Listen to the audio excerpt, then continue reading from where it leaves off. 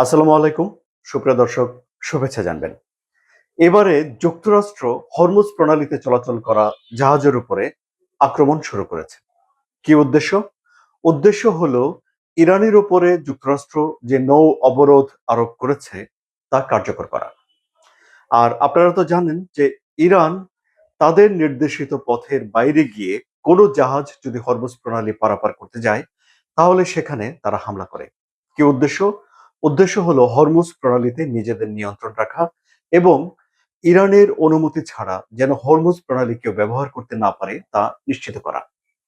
এখন দুই পক্ষের তরফ থেকেই হরমুজ প্রণালীতে জাহাজ চলাচলের উপরে একটা ভীতি তৈরি করা হয়েছে, নিরাপত্তাহীনতা তৈরি করা হয়েছে।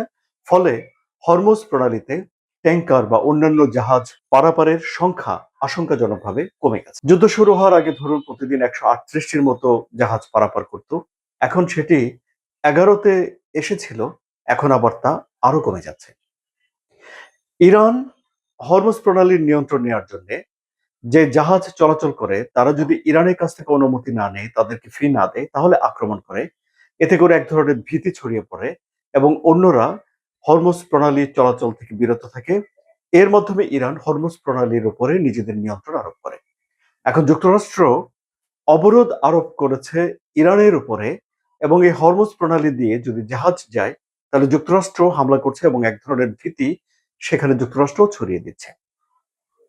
যে জাহাজটি যাচ্ছিল হরমুজ প্রণালী পার হয়ে, তার নাম বেলমা, এবং যুক্তরাষ্ট্রের তরফ থেকে বলা হয়েছে যে তাকে থামার জন্য বারবার সংকেত দেওয়া হচ্ছিল, কিন্তু সে সেগুলো উপেক্ষা করেছে এবং তার লক্ষ্য ছিল খার্ক দ্বীপের দিকে যাচ্ছিল জাহাজটি। খার্ক দ্বীপ কি? খার্ক দ্বীপ হলো ইরানের যে তেল আছে, তেলের একটা হাব বলতে পারেন। এই দ্বীপে তারা তেলগুলো এনে রাখে এবং এখান থেকে জাহাজে তুলে বিশ্বের বিভিন্ন দেশে পাঠিয়ে দেয়। সুতরাং যুক্তরাষ্ট্রের ধারণা যে এই জাহাজটি ইরানের তেল আনতে যাচ্ছিল, কিন্তু এখন তো যুক্তরাষ্ট্র ইরানকে তেল বিক্রি করতে দেবে না, কারণ যুক্তরাষ্ট্র যেই তেল বিক্রি করার নিষেধাজ্ঞা তুলে নিয়েছিল, লাইসেন্স দিয়েছিল, সেগুলো বাতিল করেছে। যে সময়ে এই যে নিষেধাজ্ঞা তুলে নিয়েছিল যুক্তরাষ্ট্র এবং লাইসেন্স দিয়েছিল, তখন 7 কোটিরও বেশি ব্যারেল এই অপরিশোধিত তেল বিক্রি করেছে বা রপ্তানি করেছে ইরান, যা করে ইরান $6 বিলিয়ন মতো আয় করেছে। $6 বিলিয়ন আপনার কাছে যতটুকু মূল্যবান, ইরানের কাছে তার চেয়ে বেশি মূল্যবান। কারণ হলো যে ইরানে $1 কখনো কখনো তা 14 লাখ রিয়েলে উন্নীত হয়ে যায় এবং একবার 18 লাখ রিয়েলে উন্নীত হয়ে গিয়েছিল। অর্থাৎ ডলারের তুলনায় ইরানের স্থানীয় মুদ্রার মান এত কম যে এই $6 বিলিয়ন ইরানের জন্য অনেক। বাংলাদেশে অবশ্য $1 ভাঙালে আপনি 120 থেকে 123 টাকা পাবেন। কিন্তু ইরান যে কাজটি করে সেটি হলো যে এই নিষেধাজ্ঞা এড়িয়ে তেল বিক্রি করার একটা পথ ইরান বের করে ফেলেছে। কাজেই এই হরমুজ প্রণালী দিয়ে যুক্তরাষ্ট্র যেভাবেই চেষ্টা করুক না কেন, ইরানের তেল রপ্তানি করা যুক্তরাষ্ট্র যে বন্ধ করে ফেলতে পারবে না, এই ব্যাপারে মোটামুটি ভাবে বিশেষজ্ঞরা একমত। এমনকি এই যে 40 দিনের যে যুদ্ধ হলো, তার আগে ইরান প্রতিদিন 16 লাখ ব্যারেল তেল বিক্রি করতো এবং যুদ্ধের সময় প্রতিদিন 18 লাখ ব্যারেল তেল বিক্রি করেছে। অর্থাৎ তাদের তেল বিক্রি তখন বেড়েছিল। আরেকটা বিষয় লক্ষণীয়, সেটি হলো যে যুক্তরাষ্ট্র কিন্তু জাহাজটিকে ডুবিয়ে দেয়নি পানিতে।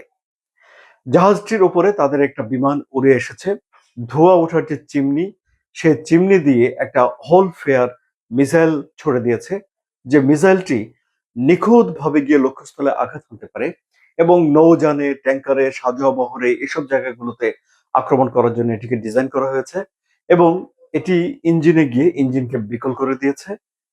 জাহাজটি ভেসেছিল, তলিয়ে যায়নি পানিতে, কিন্তু চলাচলের অনুপযোগী হয়ে পড়েছে।